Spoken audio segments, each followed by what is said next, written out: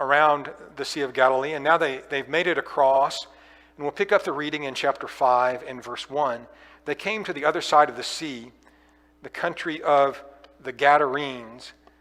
Some translations, instead of Gadarenes there, may say Gergesenes perhaps, or maybe even Gerasenes. So there are about 3 different words that various translations use, either in Mark's account, maybe in one of the other synoptic accounts, Matthew or Luke, about this particular event.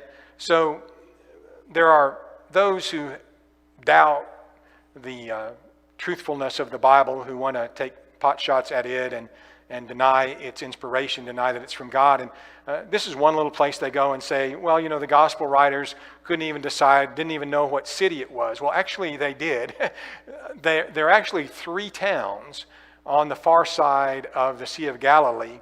If you look at this map, we can see that. One of them is Gergesa, another is Gadara, and another one that's not in this picture is Gerasa, but they're all on this eastern side of the Sea of Galilee. And it doesn't say in the text that that Jesus went to the city or the town. It says he comes to the country. So some of these towns, Gadara particularly, is a good bit bigger than Gergesa would have been. So I could say today, if you're familiar with the geography of North Alabama, I could say, well, I'm headed toward Huntsville, but I might wind up in Madison or New Hope or someplace else. And we kind of use the big town as a reference point for the whole region. And the gospel writers apparently do that on this occasion. So there's this area, this region, where you had these towns. All of them are on that side, and it's completely geographically correct to name them as this is the area where Jesus is going. So we go back to the story in Mark chapter 5 and now in verse 2. They came out of the boat. Immediately there met him a man out of the tombs, a man with an unclean spirit, who had his dwelling among the tombs, and no one could bind him, not even with chains. So here's a man who is demon-possessed. It's interesting that Matthew's gospel in Matthew chapter 8, in telling this account, mentions that there are actually 2 men with demons, but both Mark and Luke only focus on one. There were evidently 2, but there's one that they focus on particularly. So they meet this man coming out of the tombs who had this unclean spirit. And what we learn about him is that he is not capable of being bound. They can't tie him up. They can't restrain him. It says he'd often been bound with shackles and chains, and the chains had been pulled apart by him, the shackles broken in pieces. Neither could anyone tame him. And always night and day he was in the mountains and in the tombs, crying out and cutting himself with stones. So here's a man who is horribly tormented with unclean spirits. He is not in control of his faculties. He is not in control of himself. The demons have taken him over, and he's just living this miserable life, being controlled basically by them.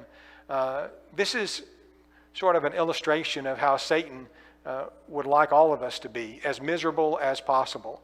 If he gets control of your life and demon possession does not occur anymore, the Bible plainly teaches us that when Jesus would come and open up the fountain for forgiveness, that the unclean spirits would pass out of the land, because Zechariah teaches us that. But the point is, Satan still is very active, and he wants to get control of your life, and he wants to do that to make you miserable. He may make things look to be pleasurable, but he's going to wind up making you miserable. And he had pleasure in doing that with this particular man, these unclean spirits. So here's this man. He's dwelling in the mountains, in the tombs, a very bleak existence, 24/7, cutting himself, crying out. And then he runs when he sees Jesus in verse 6. When he saw Jesus from afar, he ran to worship him. He cried out with a loud voice, saying, "What have I to do with you, Jesus, Son of the Most High God? I implore you by God that you do not torment me." So this man, the demons speaking through him, identify Jesus as the Son of God. That's a very interesting thing. It happens on more than one occasion when Jesus casts out demons. The demons, of course, are spirit beings.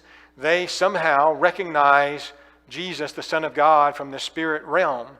and they're able to identify him. Even though, he's in fleshly form, they're inhabiting a fleshly being, yet they identify who Jesus is. It's not particularly testimony that Jesus wants or needs, but the reality is these demons can recognize him. This particular demon, or demons as we come to find out, doesn't want Christ, who has authority here, to torment him. The demons recognize that Jesus has power. He had power over the sea just a little bit earlier, and now they recognize he has power over them. So they ask him not to torment. He said, for he had said to them, "Come out of the man, unclean spirit."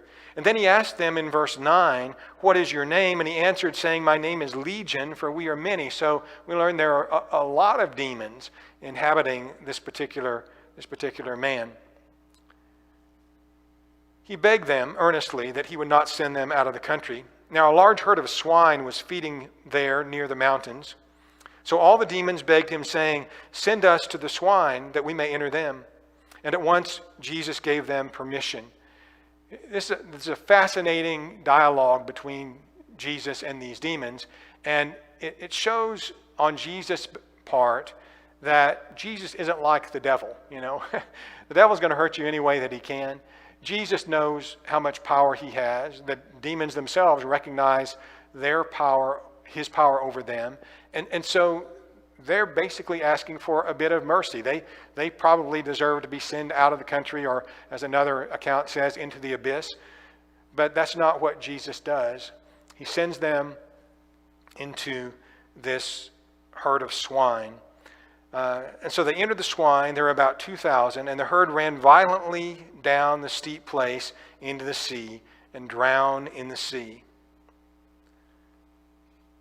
This is a picture of that eastern side of the Sea of Galilee, near Gergesa. That's modern Cursa, scholars believe. So it's kind of hard to see on a flat picture the depth of this, but those trees down there by the Sea of Galilee are full-grown trees. So taking this picture, you're up on a bluff, and you can imagine 2,000 pigs, they get to running a head of steam, and they get to going down this very steep incline, and there's no stopping until they get into the sea, and they drown there, according to the text. It's a fascinating story, and it tells us again of the power of Christ. We see he's in control of even a horrifying situation. What would be a horrifying situation to any normal man? Yet Jesus is in complete control of all of this, casting out this legion of demons. The story doesn't end there, though. We find in the next few verses a reaction of people who dwell in the land and of the man himself. So let's continue. We'll pick up the reading in verse 14. So those who fed the swine fled, and they told it in the city. Those who fed the swine fled, and they told it in the city and in the country, and they went out to see what it was that had happened. So the swine herders, probably Gentiles, almost certainly so. There are a lot of Gentiles on the eastern side of the Sea of Galilee. We might talk about that some more in just a moment. But they go and tell everybody around, and people come from the area then to see what has happened. They came to Jesus and saw the one who had been demon-possessed and had the legion sitting and clothed and in his right mind, and they were afraid. And also those who saw it told them how it happened to him who had been demon-possessed and about the swine. So they tell these people, here's what happened. They can see evidence. The man who has been, acting crazy and probably terrifying everybody in the whole area, he's sitting there clothed in his right mind. Looks like a perfectly normal person, apparently. But they recognize him as this crazy man they'd been having to deal with for however long. They see what has happened. They begin to plead with him to depart from their region. Some people might wonder why that is the case.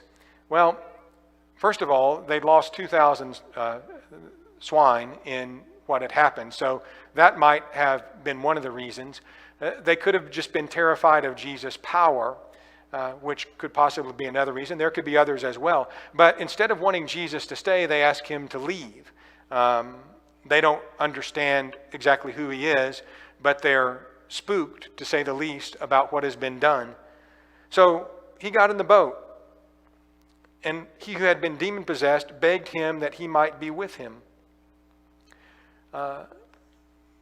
This formerly demon-possessed man, realizing what's been done for him, so thankful to Jesus, wants to follow Jesus at this point, wants to get in the boat with him and be with him, and certainly we can understand that, somebody who has so changed a person's life. And I just, again, think about how this parallels our situation today, where we who've been lost in sin, we come to Jesus and he forgives us our sin and this horrible fear of eternal torment and the torment in this life that sin brings to us. And all of that is gone because of the power of Jesus Christ.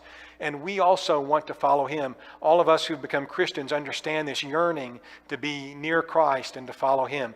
That's what this man was experiencing. He'd had such relief from great bondage, and now he wants to follow Jesus. But Jesus wants a connection with him, but he wants him to serve him in a different way than just coming with him in the boat. So he did not permit him to do that. He says, "Go home to your friends and tell them what great things the Lord has done for you and how he has had compassion on you." That's verse 19. So the text tells us that the man departed and began to proclaim in Decapolis all that Jesus had done for him, and all marveled. The man not only goes home and tells his friends, but he goes over this entire region, the Decapolis.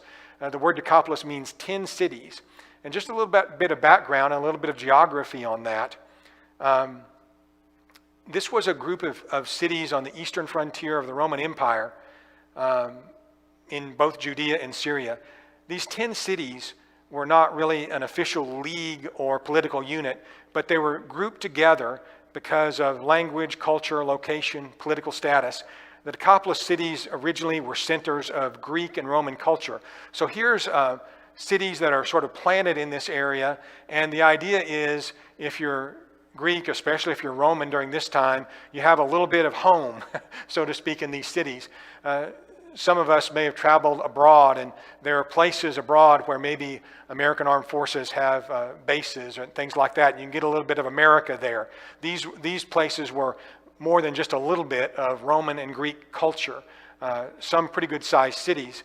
And so that's what these cities were. They'd be mainly occupied by Romans or Greeks, Gentiles, and not Jews, although there would be some Jews in some of these cities.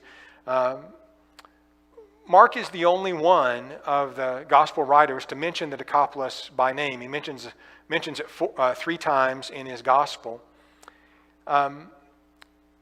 You can see that 9 of the cities were actually on the eastern side, from Damascus to the north all the way to Philadelphia in the south. One of the 10 cities was actually just over the Jordan River back on the western side, what we now call the West Bank, and that was the city of Scythopolis. I was privileged to visit there about 3 years ago, and it's a Bible city in the Old Testament known as Bet Shan, and here you see a picture of the Greek and Roman architecture there. Some of this is later than the first century. Some of it would have been there in the first century.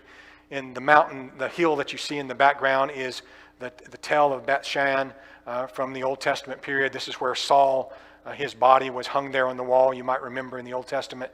So this is that same place. But in Jesus' time, this would have been a big city of Greco-Roman culture. Now, why am I telling you all of this? Well, this man who had the demons cast out of him, he goes around the Decapolis telling people about Jesus. You wonder how many others whom Jesus healed or cast demons out of, how many others went around telling the news like this? Maybe more than just a few. It's no wonder Jesus' popularity is just rising, multiplying every day in these early days, especially of his ministry.